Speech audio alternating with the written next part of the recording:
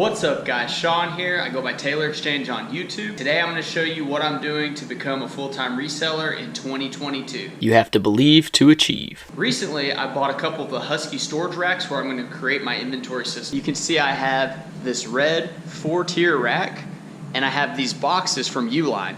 Now I'm basically taking everything Chris at Daily Refinement is doing and trying to implement that in my business. I believe he's one of the top sellers on eBay, so go ahead and check out his channel. Now this storage rack was $179.99 at Home Depot. After tax, it's like a little under 200 bucks. Now the boxes I went ahead and bought are the 26 long by 14 wide by 12 inches high. These boxes I'm able to get 4 on each shelf. My wife pointed out that I don't need to put the bottom shelf at the bottom of the rack. I can just use the floor as the shelf, so you actually have 5 racks with the 4-tier storage system. These boxes were kind of expensive. It's about $4 a box. I ordered 20 of them from Uline and it's $265 a box, but you have to get that shipped to your location and the shipping was like $25. I tried to buy it in bulk, like buy 40 at a time or 60, and the shipping just went up accordingly. So not the greatest as far as being cheap, but look how flush all the boxes are. So I still have a lot to put together here, and then I went ahead and bought the second storage rack. These are my old bins. I have them labeled by letter.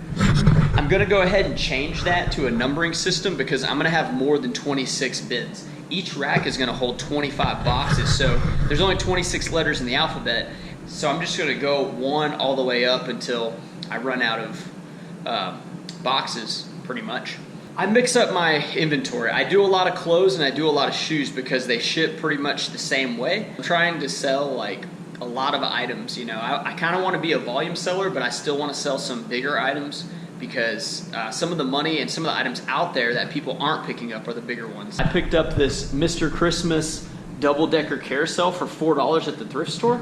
This is a pretty big box. It's probably going to ship for like $20 to $30. That's a $100+ item. I mean, I think they're comping at like $130 or $140. Some of the local things I like to pick up, like this mountain bike, I paid $15 for it. I'm actually gonna wait until garage sale season starts. Also things like this Ergo power trimmer.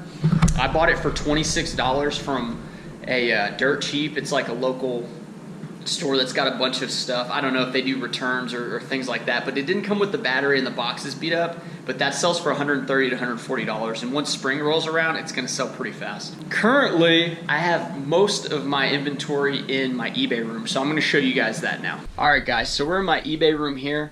I'll do a quick panorama shot of it. I have my initial storage rack that my parents bought for me last Christmas, a bunch of USPS shipping supplies, a lot of shoes as you guys can see. I have a printer, copier that I use for my shipping labels, but I'm gonna upgrade to the Rolo that is much smaller and it's gonna create more space for me, probably for shipping supplies.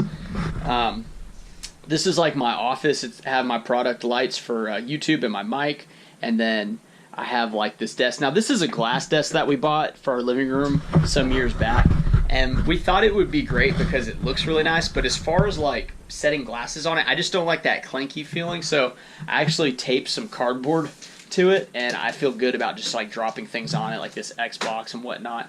I have my shipping scale here. I have some of my shipping supplies underneath because as I'm sitting at my desk and printing the labels, I can just grab the shipping supplies without having to stand up. I either plan on using this big rack for just shipping supplies or possibly the black rack that was in the garage that's like the cheap plastic ones. I could probably use that one too because it takes up less square footage. Now a lot of people have death piles. I don't really have death piles, but I do have a garage sale death pile. Now it is in this corner as you guys can see. I have a lot of just junk pretty much sitting in that corner. Anytime something has a stain or a rip that I didn't see, or maybe I get it for free from somebody and it just doesn't have enough value, like if it doesn't sell for at least $20, I don't like to put it in my store. I'll just throw it over there, or maybe the sell-through rate on the free item isn't good, so I'll just throw it in that corner. I'm gonna have a big garage sale and I'm gonna sell things for $1, $2, and $3 and try to get rid of all of it. I saw that on one of Cincinnati Picker's videos. He had a garage sale where everything was $1, $2, $3 and he cleaned up and got rid of a lot of stuff, because I mean $1 on an item that's sitting in your house that is like damaged, you know, that's better than, you know, $0 you're just donating and throwing it away. I do have these shoe racks. I was doing the shoe rack system, but I quickly filled it up.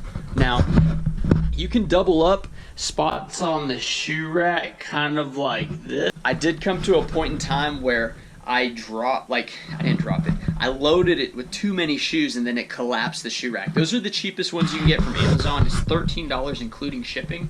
And you can hold probably like 25 pairs of shoes comfortably on it, but I'd rather just have it in boxes and in plastic bags because that's a step that I have to do whenever I ship it.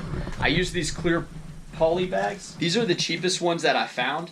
The only thing about them is they don't have an adhesive label to them, so you have to like open it with your fingers, and sometimes it's really hard to open. So I'm gonna upgrade and get a little bit better bags. That's kind of what I got going on now. As far as my photos, I have this station here. Now these are tubs that my wife has decorations in and camping gear in, and then I have just a piece of photo paper, and I have these tiles here. Now I do have seams in some of my photos, so it doesn't look that professional, but that's just what I started with. So one of the upgrades I want to do in this next year before I go full-time in January 22 You have to believe to achieve. is upgrade my photo station and get all of my items out of this spare bedroom and just have my like office section with the computer and the shipping, and then have my photo stations in here. I also want to develop a better system here because whenever I stand right here to shoot the photos, I can't step forward any. So if I'm leaning over, I run right into this piece of plywood. Now, I can build like a table essentially with some legs here to give me that versatility to get closer to the items. And then I also need to upgrade my lighting. These lamps I bought for $1 a piece at a garage sale. And if you're trying to make this a business or a part-time business, like you got to just start cheap and build your money up before you can reinvest that money, because it really comes down to having like items in demand and being able to ship them properly and on time. For now, this is doing great. You know, I've sold over 1,000 items in the last year and a quarter, and I plan on doing like double that at least in this next year. Still part-time because I do have a full-time 9 to 5, and I'm just trying to acquire enough money through the business to invest in the business so that when I go full-time, I have plenty of space to store items. I can up my store. Currently I have 291 listings, and I want to get to that like 1,000 listing mark. But the next store subscription for eBay costs $60 for 1,000 items, I believe, and I'm currently paying $22 for 350 items. So in the short term, I'm trying to get 350 items, hopefully by the end of this year. You know, it's December, Christmas Eve, December 24th today, and that's kind of what I'm dealing with. So if you guys are out there and you're trying to build your business, you can follow along. Go ahead and just check out my videos, subscribe if you're new.